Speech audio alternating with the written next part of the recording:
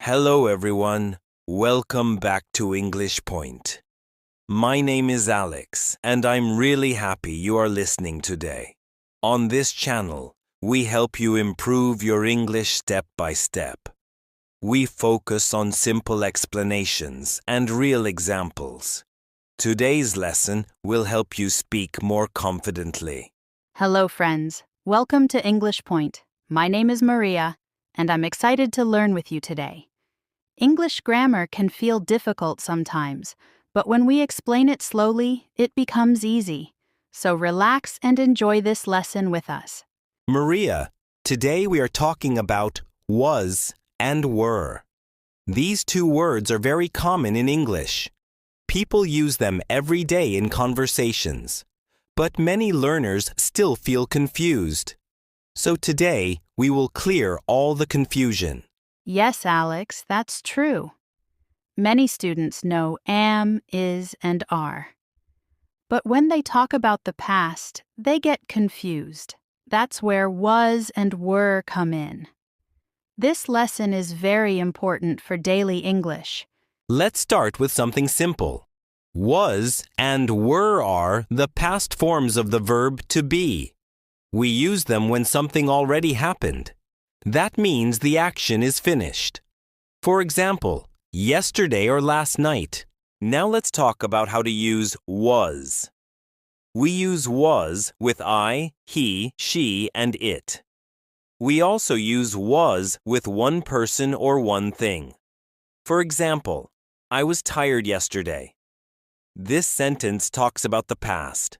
Now let's talk about questions.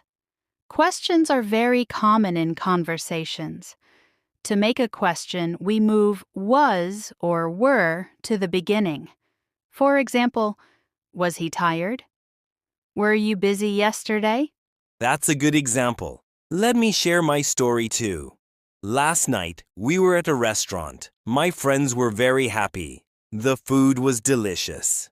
Here are some more examples with was.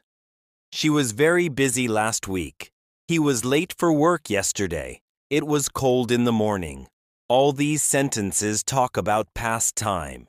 Exactly. When we talk about the present, we say, I am happy. But when we talk about the past, we say, I was happy.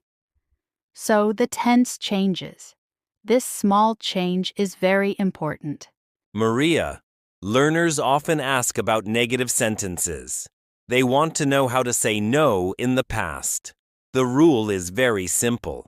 We just add not after was or were. That's all. Now let's practice with a short story.